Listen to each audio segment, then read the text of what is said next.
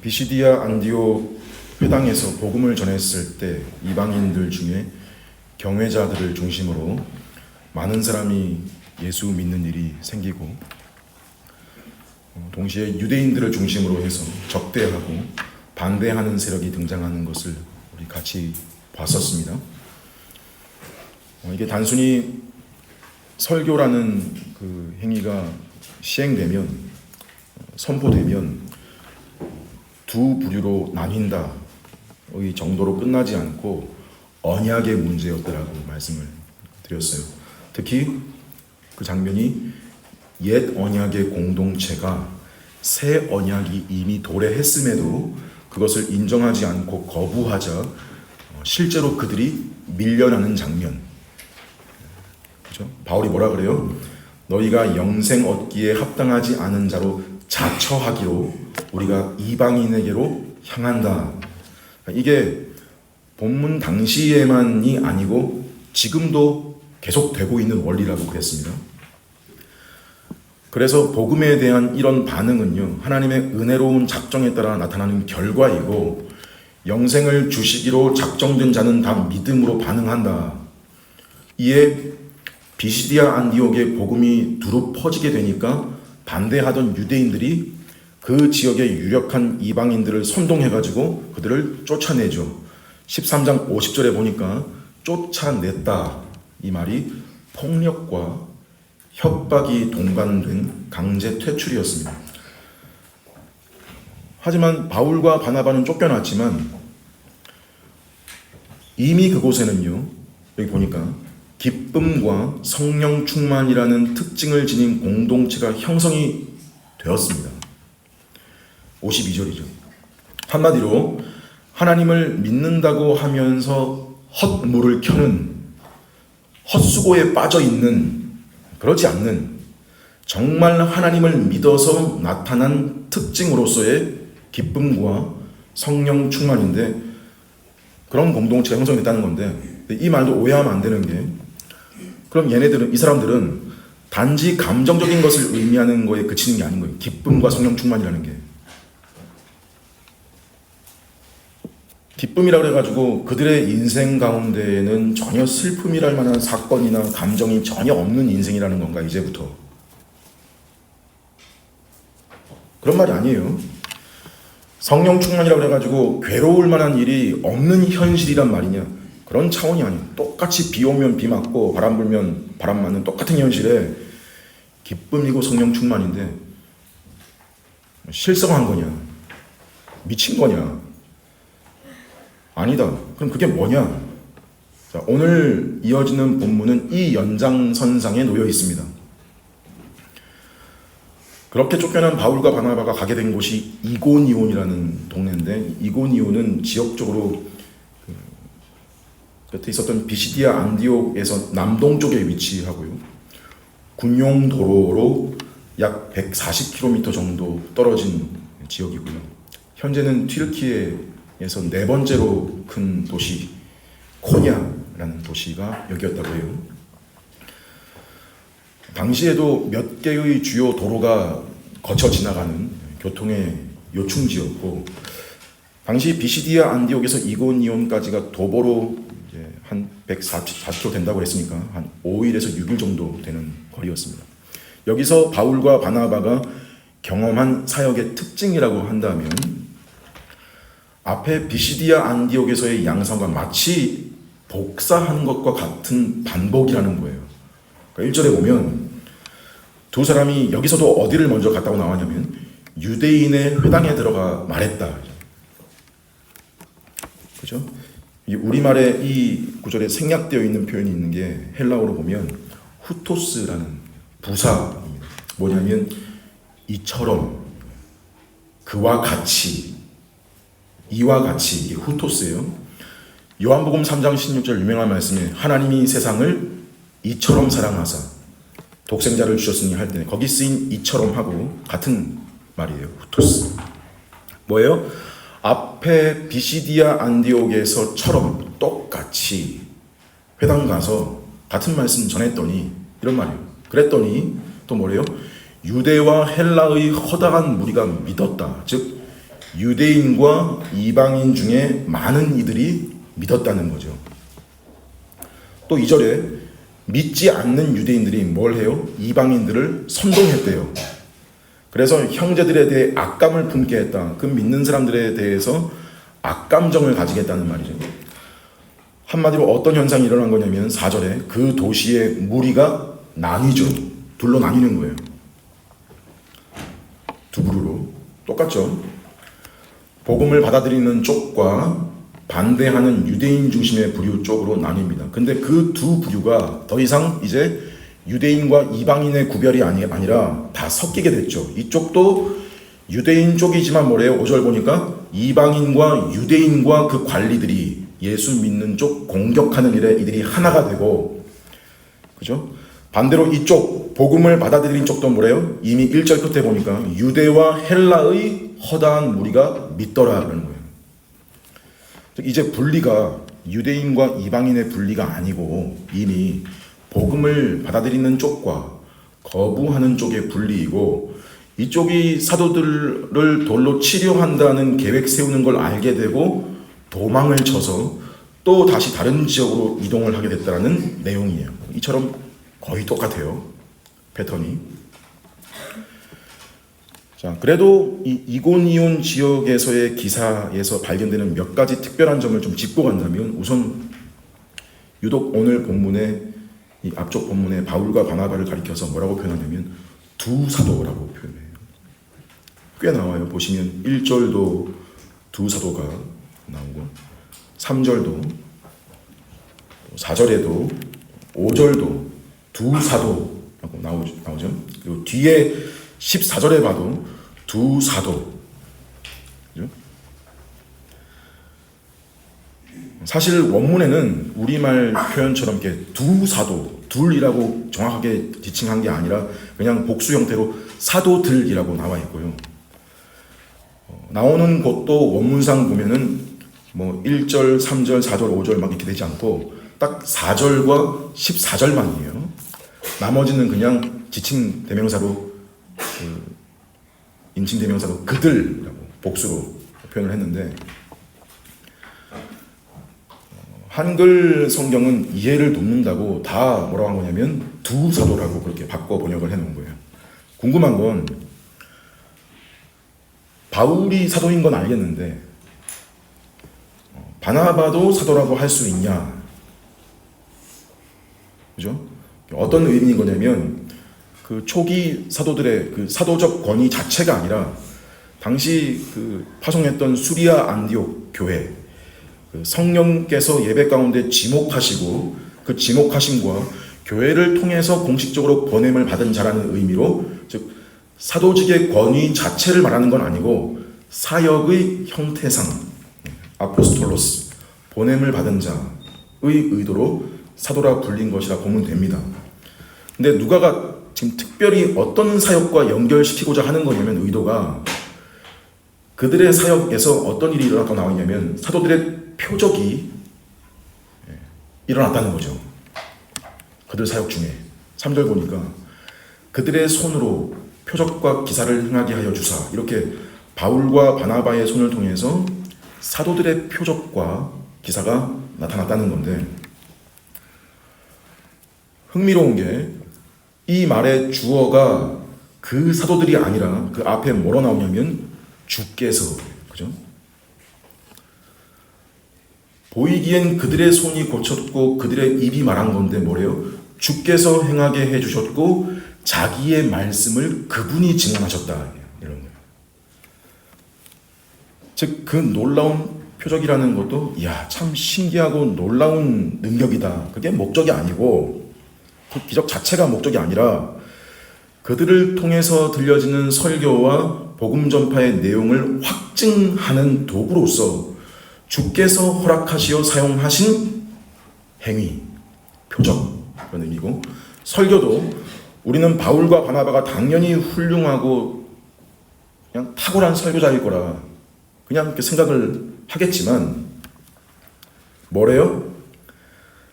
자기의 말씀을, 그분의 말씀을 그분이 증언했다, 그분이 증언하셨다, 어떤 사람이 탁월한 설교자냐? 그럼 그렇다고 그 사람이 설교하면 자동적으로 회심의 열매가 막 나타나냐? 아니라는 거예요. 그럼 어떤 사람이 덜 탁월하고 언변도 별로인가? 그럼 그렇다고 회심의 열매가 일어나지 않는가? 아니라는 거예요. 그래서 여러분은 누군가가 훌륭한 설교자가 되게 해달라고 기도하기보다 설령 그 사람의 면면에 훌륭한 면이 덜하고 덜 탁월할지라도 하나님께서 그의 말씀 사역을 통해서 우리 가운데 역사해 주시기를, 그리고 우리를 성령으로 충만하게 해주시어 그 말씀이 열매 맺게 해주시기를 기도해야 되는 겁니다. 자, 또 하나 특별한 점이요. 지금 바울이 전하는 설교에 대해서 대적하고 선동하면서 믿지 않는 자들을 가리켜 하는 표현이 뭐냐면 단순히 믿지 않는 자들이라 그러지 않고요. 2절에 보면 순종하지 아니하는 유대인들이라고 하죠. 무슨 말이냐? 예수를 믿지 않는다는 건 곧 불순종이다.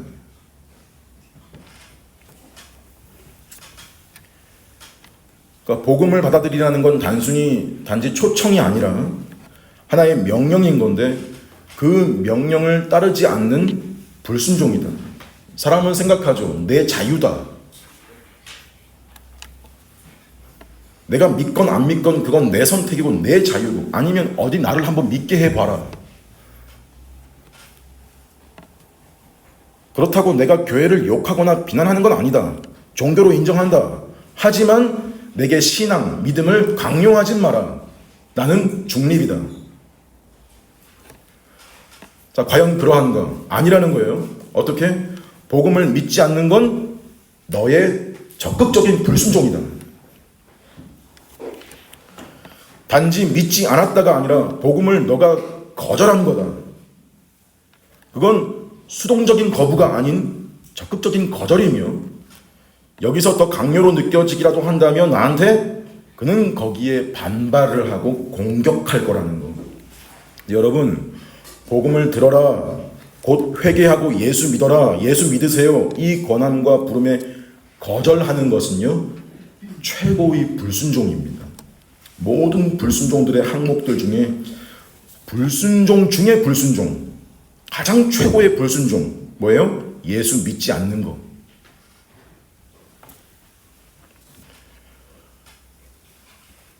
여러분, 그럼 하나님 나라에 이미 들어온 자들, 회개하여 예수 믿는다고 그 나라에 들어왔어요. 들어온 자들 보면, 믿는 자들이요, 여전히 다 불순종하는 자들이에요. 불순종의 내용과 항목들이 너무 다양하고 너무 많은 사람들이에요. 여전히 속에서 간음하고 미워하고, 미워함으로 살인하고 험담하고 교만하고 넘어지고 죄의 지음으로 말이에요. 이 땅에서 하나님 나라는 정말 이런 사람들로 채워져 있어요. 어느 하나 이 죄의 문제에서 자유로운 자가 없고, 지금도 이런 죄들과 여전히 싸우고 있는 자들로 구성된 상태예요. 근데 여러분, 그 안에는요 회개하고 믿으라라는 그 명령에 불순종한 자는 단 한 사람도 없는 거예요. 예수 믿는 자만 들어오는 나라 아니에요.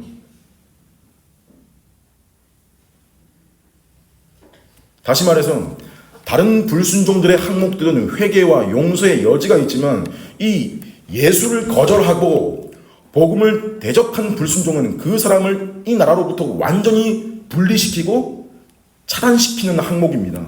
그만큼 불신앙은 심각한 죄예요.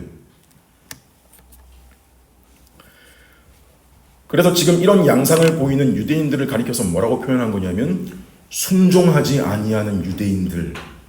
그죠? 자기 가치관, 종교성, 자신들의 어떤 경건, 건드리니까 교양이고 사회적 지위가 없어요. 작정하고 달려들고 군중을 선동까지 해가지고 어떻게든 예수 믿는 것들 방해하고 자기들 땅에서 지워버리고 없애려고 달려듭니다. 근데 어째요? 3절 보니까 두 사도가 그곳에 오래 있었대요.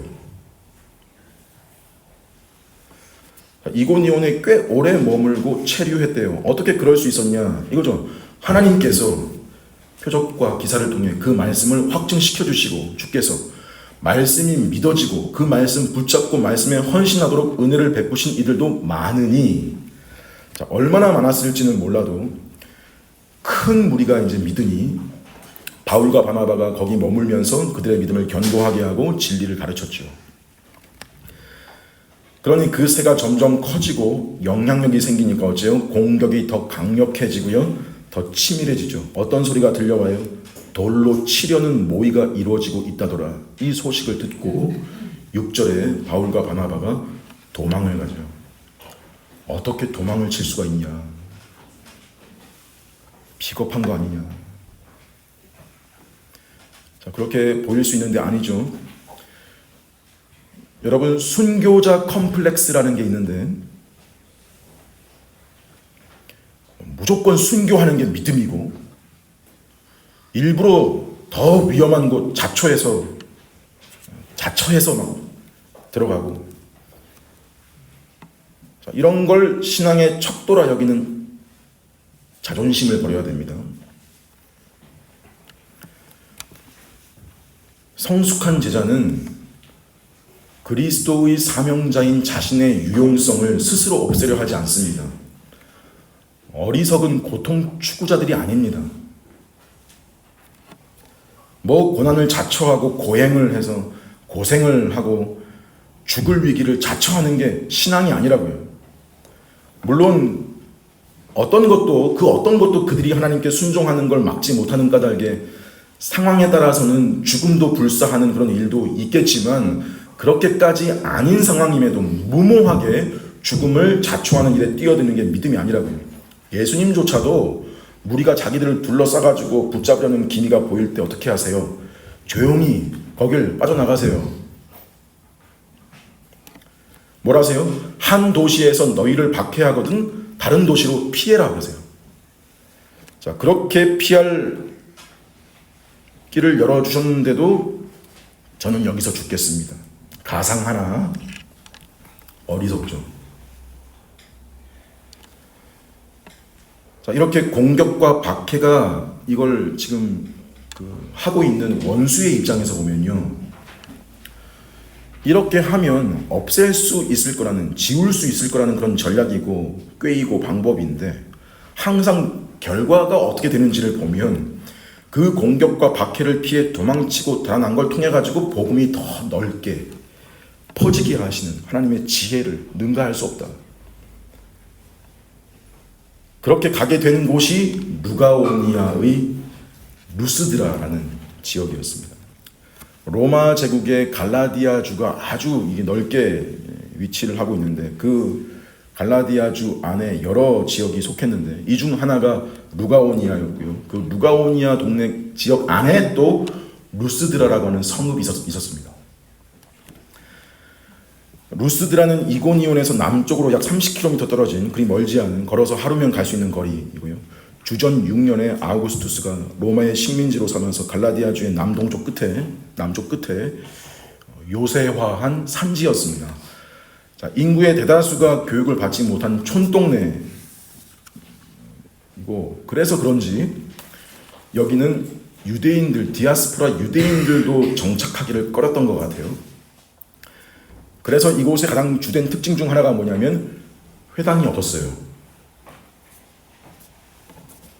즉, 지금 바울과 바나바의 입장에서는 주된 선교의 어떤 그런 관례, 루트가 항상 회당을 먼저 들어가서 복음을 전했는데, 처음으로 유대교적 배경이 없는 지역이고 구약을 알지 못하는 사람들에게 복음을 전해야 되는 상황인 거예요. 그래서 광장이든 시장이든 나가가지고 사람이 많이 모이는 곳에서 복음을 전하는데, 누가 눈에 들어온 거냐면 나면서부터 걷지 못한, 걸어본 적이 없는 한 사람을 만나게 됩니다. 흥미로운 건 우리 이런 비슷한 장면을 이미 본 적이 있죠. 어디냐면 사도행전 3장에서 그때는 베드로와 요한이 성전 미문에 앉은 안진뱅이를 만나서 은과 금은 내게 없거니와 내게 있는 것으로 내게 주노니 나사렛 예수 그리스도의 이름으로 일어나 걸어라. 그죠? 지금 누가의 의도는 이 사건이 지금 바울과 바나바의 루스드라 사역의 반복 또는 재현의 일로 기록을 한 걸로 보는데, 그런 단서들이 보이는 게 지금 오늘 본문에 이 사람도 뭐라고 표현되냐면 나면서부터 걷지 못한 자라는 거. 또 9절 보니까 9절에 보시면 바울이 주목하여 라는 말도, 그 성전 미문 3장 4절에 보면은 베드로가 요한과 더불어 주목하여 이르되, 이런 표현들이 짝을 이루고 있는 거예요. 또 바울이 일어나 걸어라 했더니 일어나 걷는데 10절에 우리말에는 그냥 뭐라고 표현되어 있냐면 그 사람이 일어나 걷는지라로 번역이 되어 있지만 원문에 보면요 무슨 말이 생략되어 있냐면 펄쩍 뛰며 걷는지라, 이런 표현이에요. 성전 미문 안전뱅이 어땠어요? 뛰기도 하고 걷기도 하더라 그랬죠.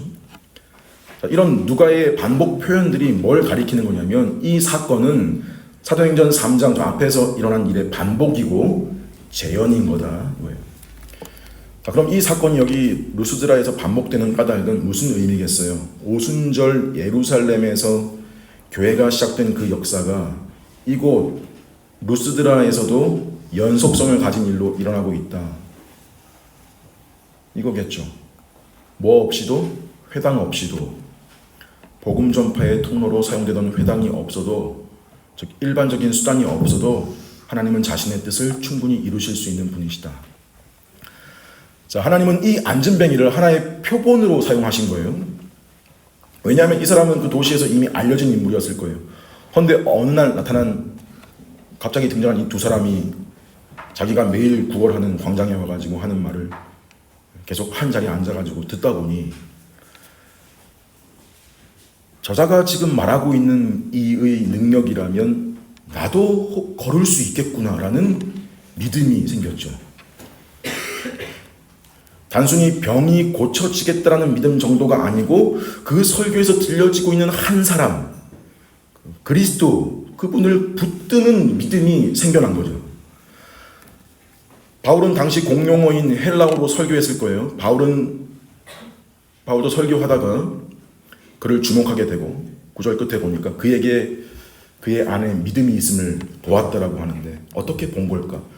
사도로서의 통찰력이나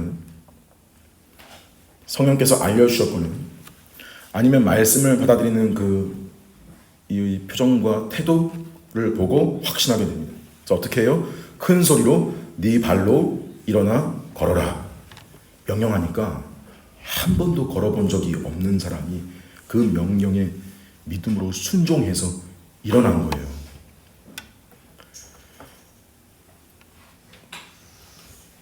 사람들이 놀라는 포인트가 뭐냐면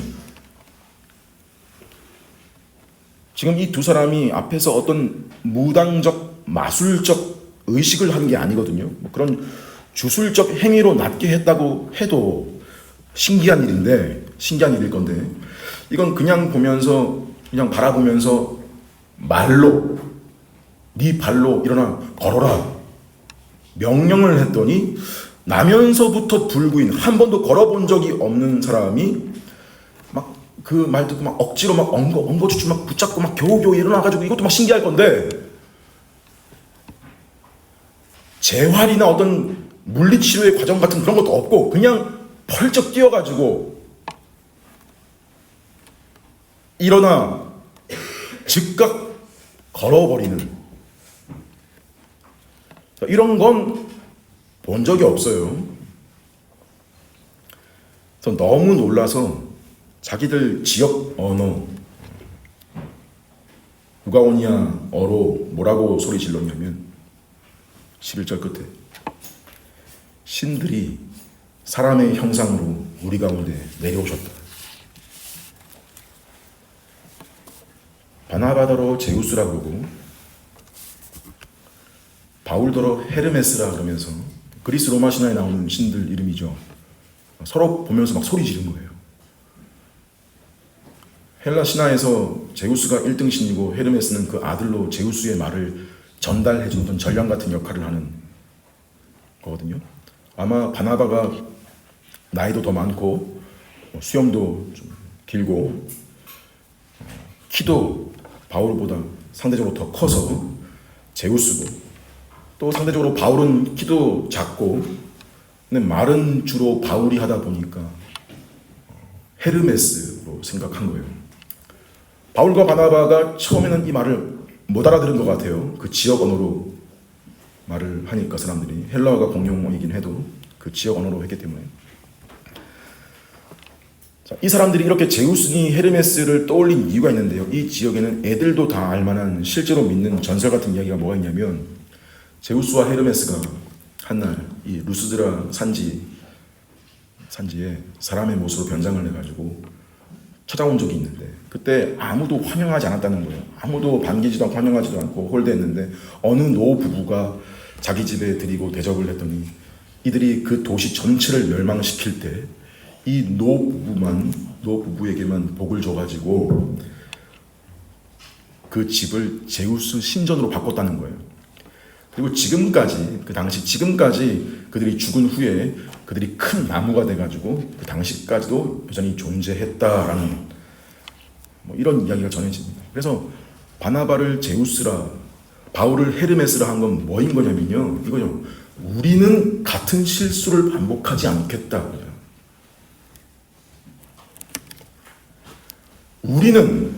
우리가 신들을 잘 받들고 신들을 잘 섬기고 잘 대접한다는 걸 보여주겠다. 우리의 정성을 보여주겠다. 우리의 이런 행위로 신들을 감동시키고 신에게 우리가 잘해서 감동시켜서 결국 우리가 원하는 걸 얻어내겠다. 여러분, 이거 이 땅의 거의 모든 일반 정성 종교가 가는 길이고요. 혹시 우리 속에도 있는 건 아닌가 돌아봐야 될 내용입니다. 하나님 믿는다고 하면서.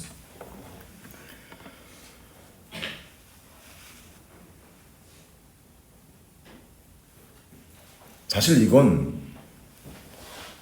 앞에 유대교와도 한 물줄기인 거예요. 전혀 유대교 배경이 없는 데라 그랬는데, 그 흔한 회당 하나가 없는 지역이라 그랬는데, 물론 표면적으로는 달라 보여요. 가장 크게 유대인들은 자기들이 하나님을 믿는다 그러고요. 하나님 믿는다 그러고요. 이 이방인들, 루스드라 사람들은 제우스와 헤르메스를 믿는다 그래요.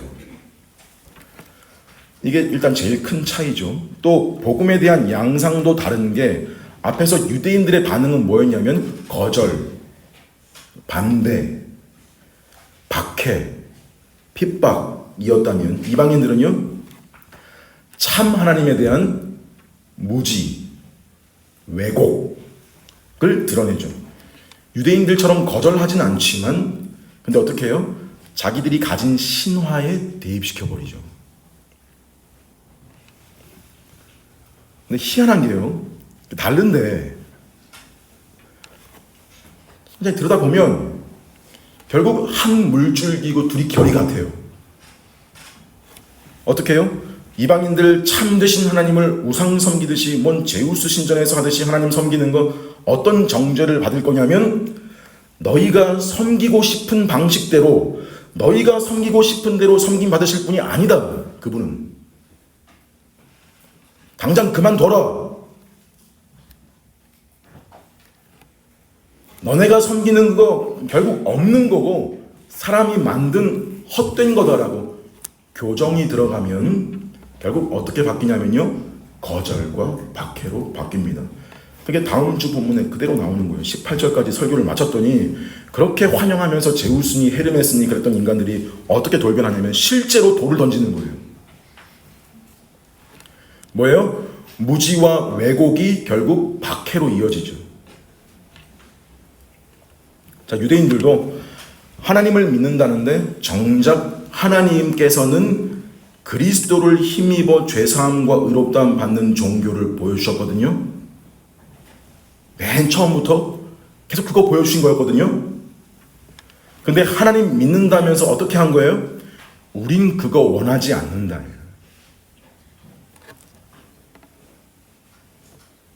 우리는 그냥 우리가 믿고 있는 대로 우리의 공로와 우리의 행위로 의해 이르는 길을 걷겠다. 그리스도 갈릴리 나사렛 출신일 리가 없다.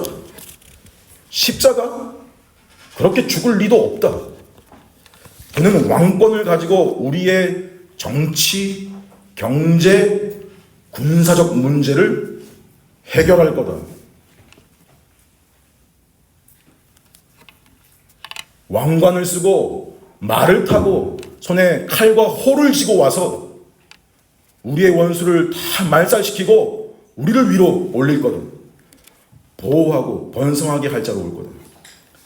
자, 자기가 생각하는 하나님, 자기가 생각하는 메시아, 이것도 결국 뭐예요? 하나님의 뜻과 계획에 대한 무지요, 왜곡으로 오해하고 착각하면서 하나님을 믿는 거죠. 뭐예요?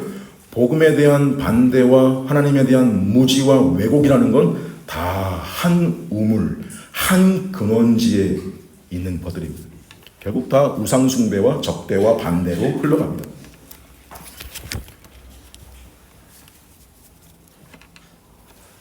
바울과 바나바가 상황 파악된 게 언제부터냐면 13절이에요. 그 지역 제우스 신전 제사장이 등장해요.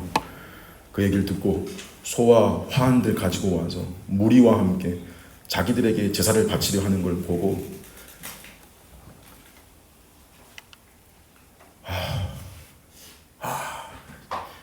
이 안진뱅이 조금 전에 일어난 표적은 그 표적 자체가 놀랍거나 그 자체가 목적이 아니고 그 표적이 가리키는 바가 있는 건데 하나님의 나라가 이제 유대인들이 아니라 너희 이방으로 향했다라는 표다.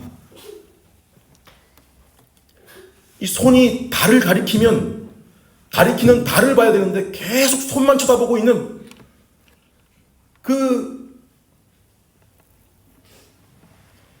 정말 답답한 노릇. 이거 어디부터 건드려야 되냐. 더구나 이 표적을 베푸신 분은 주께서 주님이고 자기들은 도구일 뿐인데 주님을 헛된 우상으로 대치시켜버리고 도구인 자기들을 그것도 모자라 그 우상으로 신격화해가지고 자기들을 경배하려 하니까 얼마나 당황스럽고 큰일이에요. 어떻게 했다고 나오냐면요, 14절에 뛰어가는데 자기들 옷을 찢으면서 뛰어갔대요. 그 무리 속으로 뛰어 들어갔답니다. 외칩니다. 여러분 어찌하여 이런 일을 합니까? 우리도 여러분과 같은 성정 가진 사람들입니다. 옷을 찢는 행위는 자기가 지금 극심한 슬픔, 분노, 괴로움을 겪고 있다는 행위예요. 그냥 말로만 했다면 그 사람들 또 그랬을지도 몰라요. 신들께서 겸손하시기까지. 근데 뭐예요? 옷을 찢음으로 지금 너희의 이 행동은 가증한 일이요, 신성모독이요, 착각이고 오해다. 당장 멈춰라. 그렇게 설교를 이어가기를 15절에서 17절까지인데요. 바울은 이 루스드라 사람들에게 여러분 앞에 비시디아 안디옥이나 이고니온에서처럼 설교하지는 않습니다. 왜냐하면 이 청중들은 이제 지금 상황은 구약도 모르고 복음을 전혀 들어본 적이 없는 사람들이잖아요. 그러니 앞에 회당들에서처럼 이스라엘 역사니 구속사니 특별 계시의 역사를 나열하는 그런 방식들은 아직 못 알아들어요, 이 사람들. 어떻게 접근하냐면 자연 계시, 일반 계시를 바탕으로 설교를 시작하는 거예요. 보시면 아시겠지만 사실 이 자체만 보면 지금 바울의 이 설교, 이 본문에 나오는 설교만 보면요, 완전한 복음이라고 하기에는 부족해요. 왜냐하면 지금 이 설교의 내용 안에는 뭐가 빠져 있냐면 그리스도의 십자가나 부활에 대한 이야기가 빠져 있죠. 자, 이건 바울이 애초에 그리스도 없는 복음이라는 게 있을 수 있다라거나 그리스도를 전하지 않고도 구원이 가능하다. 바울은 결코 그런 적이 없어요. 단 한 번도. 그럼 이건 뭐냐면 장르로 치자면 예비 복음 설교 같은 거라고는 할까요? 예비 복음 설교. 즉 복음을 본격적으로 전하기에 앞서서 그 복음을 이해하고 받아들일 수 있는 선행 단계로, 워낙 지금 루스드라는 다신교 사상에 빠져있는 청중들이니까 창조주 이야기를 먼저 꺼내고, 그러고 나서 구속주 이야기로 넘어가려는 건데, 여기서 뭐예요? 설교가 중간에 중단된 거예요. 제재에 의해서건 의도에 의해서건 18절 보니까 일단 이렇게 말해요. 자, 이렇게 말해서 겨우 무리를 말려서 자기들한테 제사 드리는 일을 만큼은 막은 거죠. 그 뒤에 사도행전 17장에 가보면요, 비슷한 상황이 아덴이라고 하는, 아테네라는 데서 있었는데, 거기 사람들도 여러 온갖 잡다한 신들 섬기는 중에 어떤 신도 있대요. 알 수 없는 신에게라고 적혀있는 제단이. 거기서 제사 드리는 거 보고 바울이 여기서처럼 일반 계시, 자연 계시로 설교 시작해서 설교하다가 결국 뒤에 가서 뭐라고 선포하냐면요, 하나님이 정하신 사람, 죽은 자 가운데에서 다시 살리신 그분, 그러면서 그를 믿으라 선포하죠. 그래서 여기서 당연히 이런 흐름으로 나아가는 전개인데 중단되죠. 거기까지 하고 그 다음에 돌을 던져요. 실제로 이고니온에서는 그 소문을 듣고 도망을 쳤는데, 여기서는 실제로 돌을 던져요. 자, 이런 이해를 가지고 바울이 한 설교, 아주 짧은 설교 잠시 보면 한번 보세요. 15절부터 17절까지. 핵심적으로 보면, 첫째, 우리는 신이 아니고 여러분과 똑같은 사람이다. 같은 성정 가진 사람이다. 둘째, 천지와 바다와 그 가운데 만유를 지으신 살아계신 하나님이 계신다. 창조주 이야기를 하죠.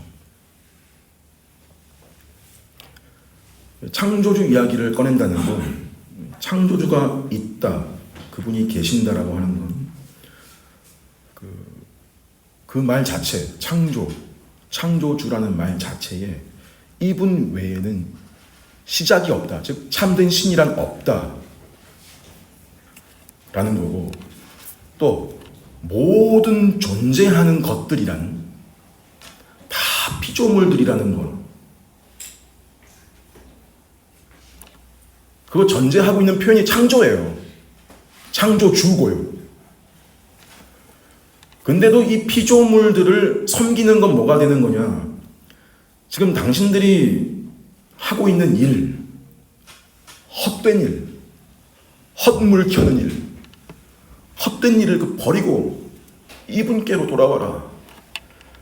우리는 이 소식을 당신들께 전하러 온 사람들이다.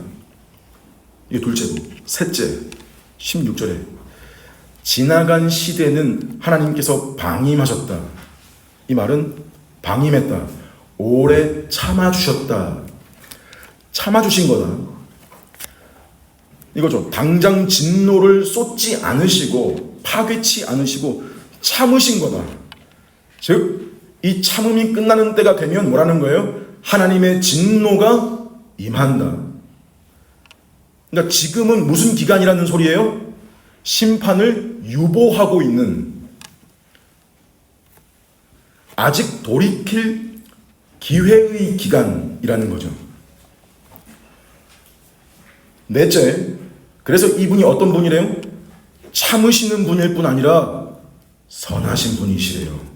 자, 이런 자기를 여러분들께 증언하지 않으신 게 아니래요. 어떻게 해요? 그렇게 참으시는 중에도 계속해서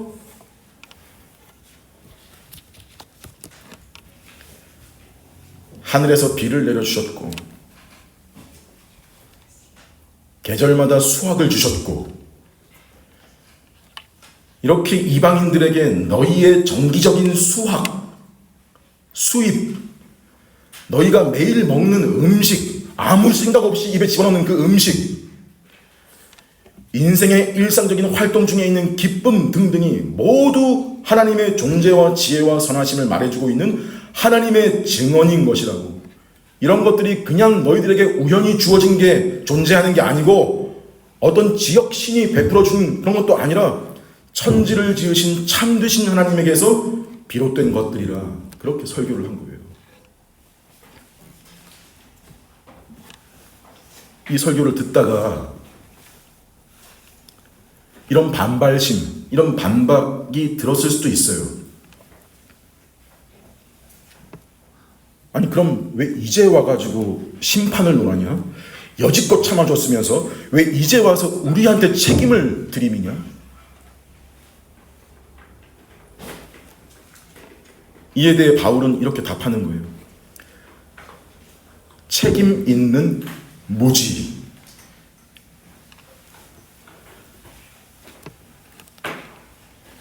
우리 일상에는요 보면 몰랐어요. 정말 몰랐어요 라고 하면 넘어가 주는 경우가 있죠. 아 그래 너 몰랐구나. 모르면 그럴 수 있지. 근데 책임 있는 무지, 이건 몰랐다는 게 핑계가 될 수 없다는 거죠. 왜? 하나님은, 선하신 하나님은, 참으시고 유보하시는 하나님은 어떤 형태로든 당신들에게 알려주셨기 때문이다 이거예요. 그건 성경 같은 특별한 계시는 아니지만 창조와 섭리라고 하는 일반 계시 속에서 주어진 것이었다. 어떻게? 하늘에서 비를 주심으로, 풍년을 주심으로, 때를 따라 수확기를 주심으로, 맛있는 음식과 기쁨을 주심으로, 그렇게 세계 속에서 자신을 나타내셨다. 이런 모든 것들이 그분의 영원하신 신성과 하나님의 능력과 하나님의 선하심을 드러내고 보여주는 증거였다. 당신들의 양심마저도 그것을 속에서 증언해왔다. 하나님이란 분이 있을 수밖에 없으며, 하나님이란 분이 있으면 어떡하지? 하나님이란 분이 있어. 그리고 나는, 자신은 그분 앞에서 미약한 존재일 뿐이라는 것을 너는 알고 있었다. 근데 그 증거들을 애써 억누르고 거짓으로 바꾸어 버렸다. 그러니 너는 몰랐다고 하는 거. 핑계다. 너는 알고 있었다. 핑계대지 마. 책임 있는 무지. 이 세상에 자기가 무신론자라고 하는 경우가 많은데 진짜 무신론자는 없어요. 그건 존재하지 않습니다. 무신론자라는 건. 모든 사람은 속에 하나님의 존재에 대한 어렴풋한 기초적인 인식을 다 가지고 살고 있어요. 가지고 태어나요. 그런데 사람이라는 존재가 어릴 때부터 이 사람이 자라면서요, 커가면서요, 하나님의 존재를 점점 더 억눌러요. 자기 수준에 맞게, 상황에 맞게. 계속 억누르며 자라는 거예요. 하나님의 은혜가 그런 존재에게 개입하지 않으면 사람은 그렇게 자라고 살아가고 나이 먹고 늙어가는 거예요. 죽는 거고요. 본성상 알고 있는 진리를 의도적으로 억누르면서 그걸 거짓과 뒤섞고 뒤바꾸고 피조물을 창조주보다 더 섬기는 인생으로 사는 거죠. 그래서 바울이 말하는 게 이겁니다. 자연 속에 계시된 하나님에 대한 증거는 복음을 제시해 주기에는 충분하지 않지만 모든 사람을 정죄하기에는 충분한 증거다. 왜? 사람들이 하나님을 알 수 있는 진리를 거부하고 거짓을 선택하고 살아계신 하나님 대신 자기들이 만들거나 자기들이 추구하거나 원하는 것, 헛된 우상들을 섬기기 때문에 이것이 바울이 기록한 로마서 1장 전체 내용의 흐름이죠.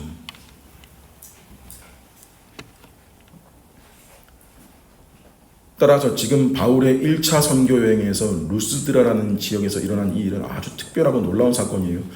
수세대 동안 맹목적이고 고의적인 그 무지 속에 있던 그들에게 지금 드디어 뭐가 진행되고 있는 거예요? 복음이 선포되고 있는 거잖아요.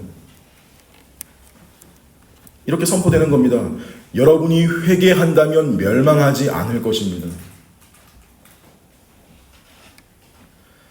더 이상 그분의 오래 참으심을 시험하지 마시라. 헛된 것들 버리고 참되고 살아계신 하나님께로 돌아와라. 지금 그래야만 한다. 왜? 하나님의 참으심이 언제 끝날지 모르기 때문이다.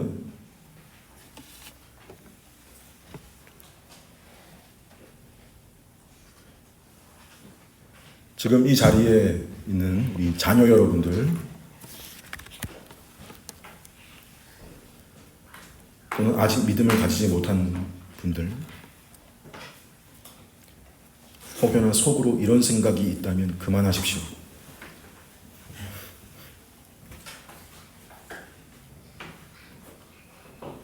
내가 지금 믿지 못하는 까닭은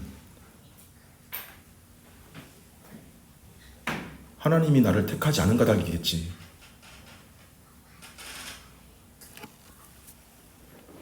뭐예요? 자기 불신앙에 대한 책임을 하나님께로 돌리는 행위. 멈추십시오. 그러는 거 아닙니다. 저는 아직 회개할 준비가 안 됐어요. 저는 아직 믿을 만한 상태가 아니에요. 그러면서 그러면 얼마나 더 기다리면 자기가 만족할 만한 준비가 완성될까요?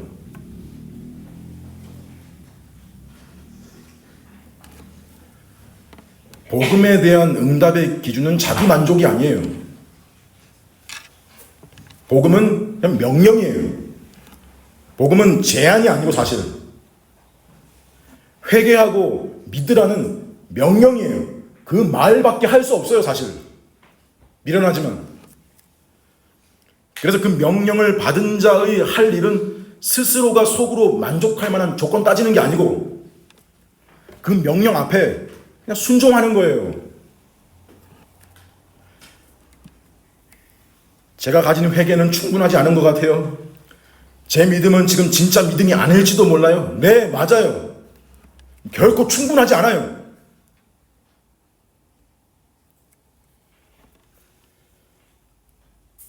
그저 진실로 원한다면 지금 그 모습대로 그대로 예수 그리스도께 나아오는 거예요. 그러고 그 나옴 안에서 뒤돌아보면 알게 될 거예요. 아, 내가 그분께 나아간 것조차도 그분의 은혜였구나.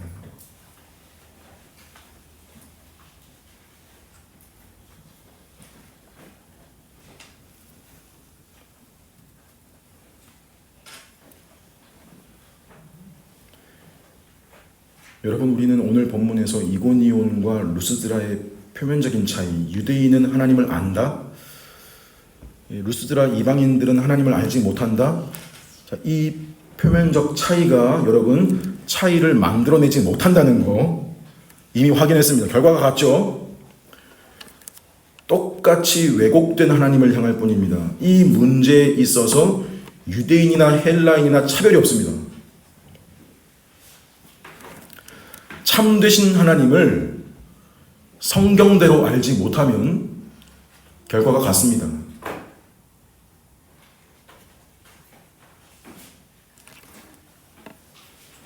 그럼 너희가 드리는 제사는 우상숭배요 받지 않으실 제사인 것입니다. 그럼 좀 더 진지하게 생각해 봐야 돼요. 오늘 우리가 하나님을 안다 그러고 예수 믿는다 할 때 그 말의 진정성은 어디에 있는 거냐? 뭐냐? 여러분, 그분은 오늘 우리에게는 너무도 감개무량하게도 창조주요 섭리주이실 뿐 아니라 구속주시잖아요. 근데요, 여기서 성경이 더 하는 선언이 뭐냐면 그 하나님과 무려 그 하나님과 우리가 관계를 맺고 있다는 거거든요. 어떤 관계요? 내가 그들의 하나님이 되고 그들은 내 백성이 되리라라는 언약 관계가 어떻게 이런 관계가 성립된 거냐면 예수 안에서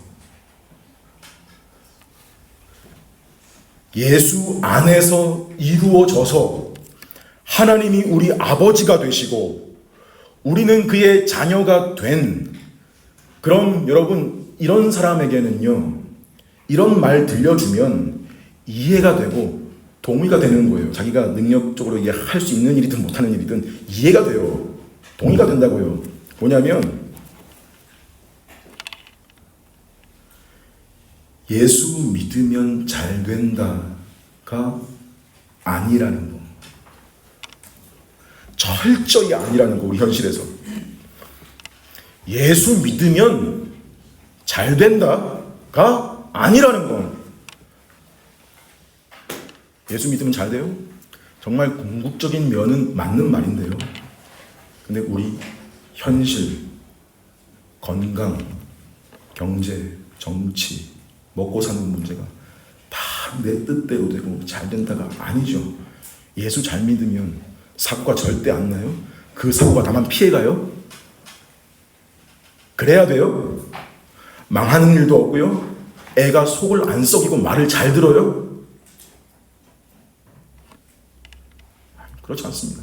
속 썩을 일이 수없이 많습니다. 그럼 대체 예수 믿는다는 건 뭐인 거냐?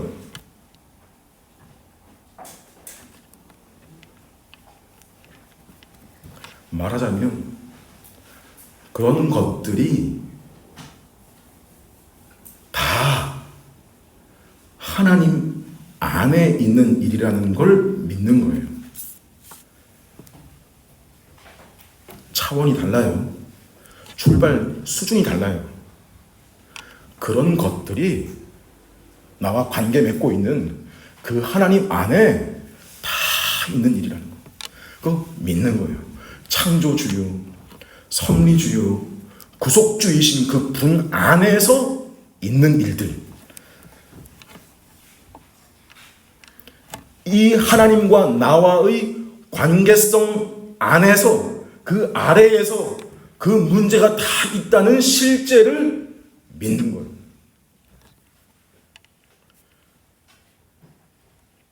그럼 아무리 큰 문제도 어째요?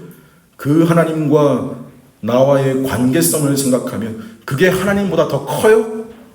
아니죠. 근데 우리의 오랜 습성은 뭐인 거냐면 이걸 이제 들었어요. 동의해요. 동의가 돼요. 근데 일상 중에는 떠올리지 못하고 이 하나님과 나와의 관계라는 이 실제를 이 위가 아니라 어디에 두냐면 나의 경제, 나의 어떤 정치, 건강, 자식 문제, 뭐 이런 것들과 나란히 두는 거예요. 나란히. 그냥 그런 일들 중 하나로 보는 거예요. 하나님과 나와의 관계, 예수 믿는다는 거, 그 위가 아니라 그런 일들 중 하나. 그러니 똑같이 세상처럼 그 문제들로 발버둥을 치는 가운데 거기에 플러스 예수 믿는 거를 겸하여 가진 정도로 여기고, 그러니 예수 믿는 게 뭐밖에 안 돼요? 그런 것들을 잘 되게 해주는 수단 정도밖에 안 되는, 그렇게 하지 말라는 거예요. 지금 바울과 바나바가 옷 찢으며 뛰어가면서 형제들하고 왜 그러냐, 그러지 마라 할 때 그거예요.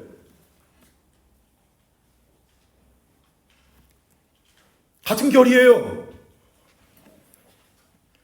도대체 여러분들은, 당신은, 너는 하나님을 무슨 제우스를 믿듯이 믿는 거냐, 뭐 그런 거죠.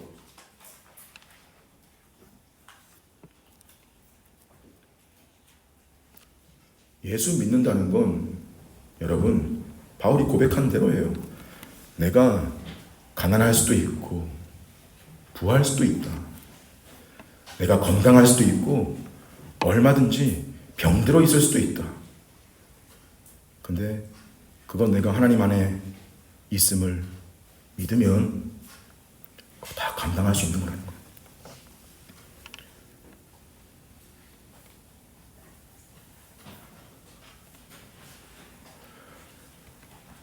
관계의 어려움도 있죠. 자식 문제로 괴로울 수 있죠. 자, 이런저런 다양한 일들의 연속이 끊이질 않죠. 여러분이 요즘 자주 하는 말이 혹시 참 정말 쉽지 않다. 정말 힘들어 죽겠다. 그럼 그 말이 요즘에서나 돼서야 하는 말들이에요?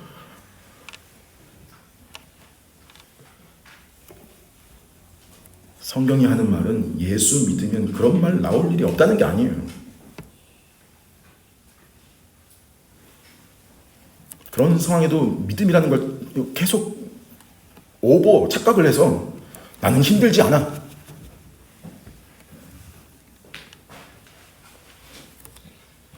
자꾸 쇠뇌시켜라가 아니죠. 항상 기뻐하라. 이 말씀도 그런 쇠뇌가 아니라고요. 저는 진짜 힘들어 죽겠는데 어떻게 기뻐해요? 감정을 싸그리 무시해버리는 감정 쇠뇌가 아니라고요. 사랑하라는 것도 관계가 나 혼자만 잘한다고 돼요. 진짜 맞지 않는 사람이 있을 수도 있고 미울 수도 있는데 그거 다 상관하지 말고 무조건 사랑해라. 똑같은 강도로.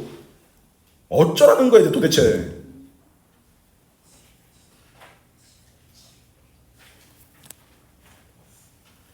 그러니까 그런 괴로움이나 문제 상황이 내게는 일어날 리가 없다가 아니라 그런 일이 일어날 수 있다는 것도 알고 혹 안 일어나고 있는 중이면 감사할 일이고 일어나면 나의 연약함을 인정하고 내가 놓친 거나 잘못한 거 없나 돌아보고 말씀에 비추어서 지금 해야 될 거 하면 그것도 뭐예요?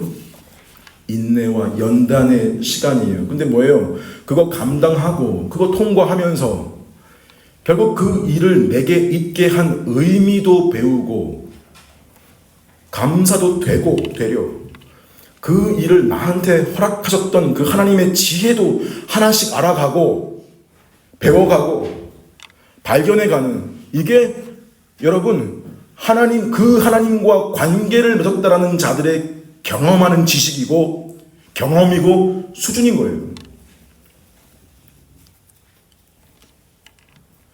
여러분 우리가 이런 자리로 불리워진 존재인 줄 아는 게 이런 관계 안에 있는 사람이라는 걸 실감하는 게 말하자면 바로 기쁨이고 그게 기쁨이고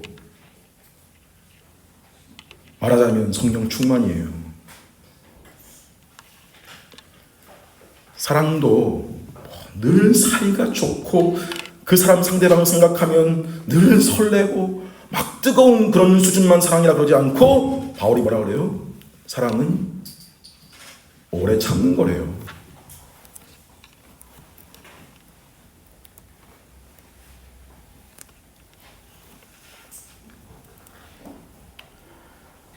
항상 기뻐하고 감사해라, 사랑해라, 성령 충만이라는 건 여러분에게 요구되는 율법이 아닙니다. 복받기 위한 조건도 아니에요. 조건으로 주어진 게 아닙니다. 그리스도 예수 안에서 우리를 향하신 하나님의 뜻입니다. 우리를 사랑하사 예수 그리스도를 보내셨고 그를 십자가에 내어 죽이시면서까지 우리를 구원하신 하나님의 보호하심과 복주심과 우리 편이 되어주심을 모두 포함하는 약속이자 그런 자들에게 주신다는 열매.